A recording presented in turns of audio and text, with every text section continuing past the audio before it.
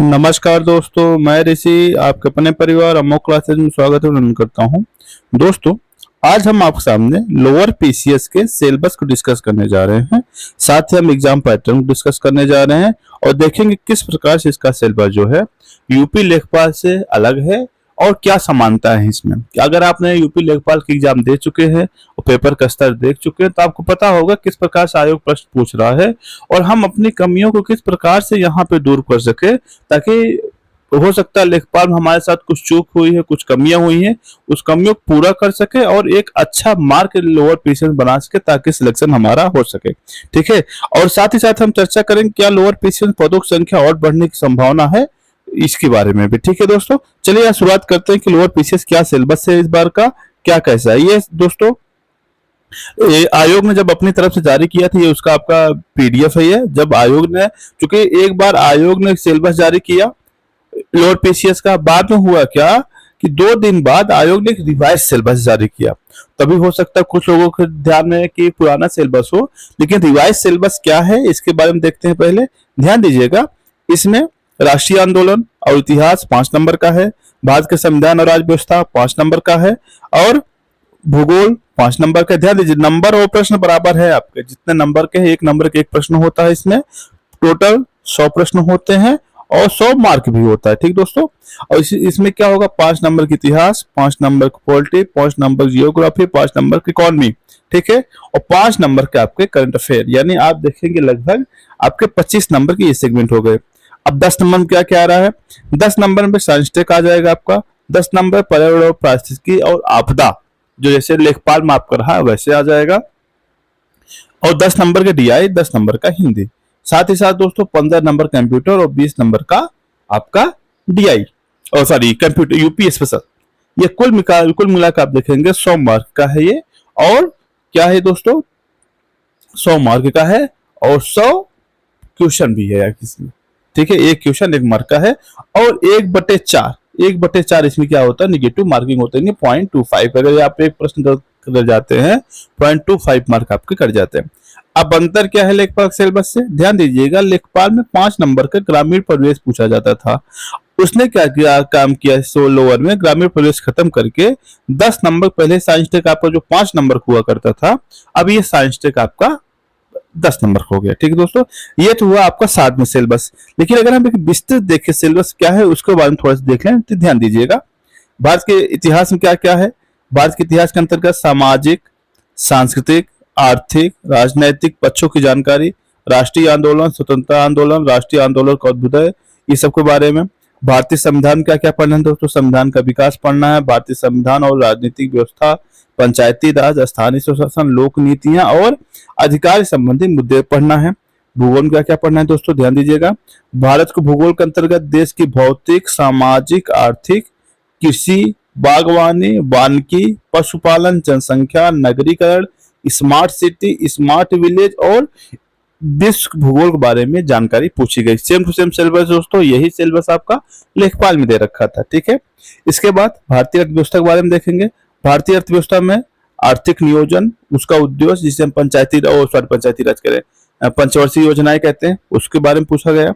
नीति आयोग की भूमिका पूछी गई है, सतत विकास के बारे में पूछा गया है, फिर सरकार के बजट और उसके अव्यय के बारे में पूछा गया है, फिर कृषि, उद्योग, व्यापार, वाणिज्य का विकास कैसे कैसे भारत में हुआ है, इसमें क्या पढ़ना है दोस्तों।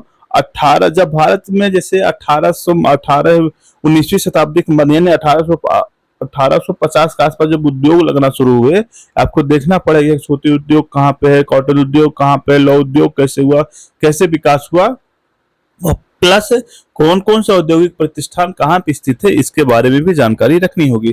क्योंकि पीसीएस का पेपर है बाबू, ये पीसीएस पेपर में मजाक मत लीजिए, लेखपाल से हाई लेवल की स्टैंडर्ड बनने वाला इसमें, ये चीज ध्यान दीजिएगा। ठीक है, उसके बाद स्वतंत्रता के पश्चात भूमि सुधार, ध्यान दीजिए भूमि सुधार कैसे, जिसमें जमींदारी उन्मूलन आ जाएगा और आपका चकबंदी आ जाएगा, भूमि हथबंदी आ जाएगी, ये सब आना है। साथ ही साथ दोस्तों भूमि सुधार स्वतंत्रता के बाद पढ़ना है, पहले भी पढ़ना है। पढ़ने वाला कौन कौन सा, महलवाड़ी और रैयतवाड़ी और आपका अस्थायी बंदोबस्त, इसके बारे में भी आपको जानकारी रखनी है। उसके बाद क्या देखना है दोस्तों, औद्योगिक नीतियां देखना है, जिसमें 1948 से लेकर 2013 तक की नीति हमें देखना है। सरकार ने भी काफी चेंज किया है। उसके बाद हमारे आधारभूत संरचना में देखिएगा, ऊर्जा, बंदरगाह, सड़क, विमान पत्तन, रेलवे, इन सब के बारे में हमें जानकारी रखनी है। और समसामयिक के मुद्दे आपको पता है, लगभग 1 साल का आपको करंट अफेयर ध्यान में देखना पड़ेगा और बड़ी बारीकी से देखना पड़ेगा। लेखपाल पेपर को तो झटका जिस प्रकार दिया है ना, लग रहा है कि हर मुद्दे को बड़े अच्छे से देखना पड़ेगा। ठीक है दोस्तों। इसके बाद देखिएगा साइंस टेक। साइंस टेक का सिलेबस बहुत ही ब्रॉड है अपने आप में। ब्रॉड इसलिए है क्योंकि दिया सब हल्के में है लेकिन पूछा अच्छा खासा जाएगा। जैसे विज्ञान प्रौद्योगिकी विकास, विकास कब, अब विकास देखे तो प्राचीन काल में भी विकास है इसका और आधुनिक भारत में भी विकास है। तो हमें प्राचीन काल के जो वैज्ञानिक हुए हैं उनके बारे में भी क्या करना है, अध्ययन करना है। प्राचीन काल के जो वैज्ञानिक हैं उनके बारे में भी देखना है। ठीक है। उसके बाद राष्ट्रीय सुरक्षा में भारतीय विज्ञान प्रौद्योगिकी नीति कैसे किस प्रकार से काम कर रही है, दैनिक जीवन में इनके अनुप्रयोग, फिर विज्ञान प्रौद्योगिकी भारत में उपलब्धियां, ये सब बारे में हमें देखना है। ठीक है। फिर अंतरिक्ष प्रौद्योगिकी, रक्षा प्रौद्योगिकी, ऊर्जा स्रोत, नैनो प्रौद्योगिकी, सूक्ष्म प्रौद्योगिकी और जैव प्रौद्योगिकी क्षेत्र में जागरूकता और बौद्धिक संपदा अधिकारों के और डिजिटल अधिकारों के संबंधित मुद्दे जो होंगे इसके बारे में हमें अध्ययन करना है। ठीक है दोस्तों। पर्यावरण के बारे में क्या क्या पढ़ना है, पर्यावरण सुरक्षा, पारितंत्र और वन्यजीव, जैव विविधता, पर्यावरण प्रदूषण और पर्यावरण संघात और आकलन और पर्यावरण परिवर्तन संबंधी मुद्दे जो होंगे इसके बारे में हमें क्या करना है, अध्ययन करना है। साथ ही साथ दोस्तों आपदा बारे में क्या क्या पढ़ना है, गैर पारंपरिक सुरक्षा और सुरक्षा संबंधी जो चुनौतियां होंगी इसके बारे में, आपदा न्यूनीकरण और आपदा प्रबंधन के बारे में, आपदा प्रबंधन अधिनियम 2005 के बारे में, आपदा प्रबंधन प्राधिकरण के बारे में। इस बार पूछा था ना कि प्राधिकरण का स्थापना किस अधिनियम के तहत, किस धारा के तहत है। ठीक है। और अगर आप हमारे टेलीग्राम पे जुड़े होंगे तो टेलीग्राम पे आपने देखा होगा मैंने इस चीज को डाला था, किस धारा में कौन कौन सा प्रावधान है। मैंने टेलीग्राम पे अपने, मेरा जो चैनल है टेलीग्राम पे, मैंने उस पर बहुत चीजें इतना मैटर सर्टिक के डाला था जिसमें काफी चीजें आपको मदद मिली थी वहां। फिर एनडीआरएफ, एसडीआरएफ, इस सब के बारे में हमें, और फिर अंतरराष्ट्रीय जो कुछ समझौते हैं, प्रावधान है, इसके बारे में भी आपको देखना है। हम ध्यान दीजिए, हम आपके लिए जल्द ही पर्यावरण प्लस साइंस टेक इन दोनों की वीडियो और डिजिटल बोर्ड पर वीडियो कोशिश कर रहे हैं लाने के लिए। अगर मेरा कंटेंट तैयार हो गया और मेरे चीजें हो गई तो उम्मीद करता हूं मैं जल्द ही जून महीने में शायद आपके लिए कुछ अच्छा बेहतर कर पाऊं। ठीक है दोस्तों। अगर समय लगा तो कुछ अच्छा। उसके बाद डीआई पूछा जाएगा 10 नंबर का, हिंदी पूछी जाएगी 10 नंबर। 10 नंबर क्या है, शासकीय अशासकीय पत्र है आपका, फिर कार्यालय आदेश, अधिसूचना, परिपत्र, इन सब बारे में आपको जानकारी रखनी है। वर्ण विचार, ध्वनियां जैसे उच्चारण, लेखन, स्वर, व्यंजन, मात्रा, पहचान, प्रयोग, ध्वनियां, इन सब बारे में आपको देखना है। संधि, विच्छेद, समास, उपसर्ग और प्रत्येक बारे में ध्यान देना है। तत्सम, अर्थतत्सम, तद्भव, देशक, विदेशक के बारे में देखना है।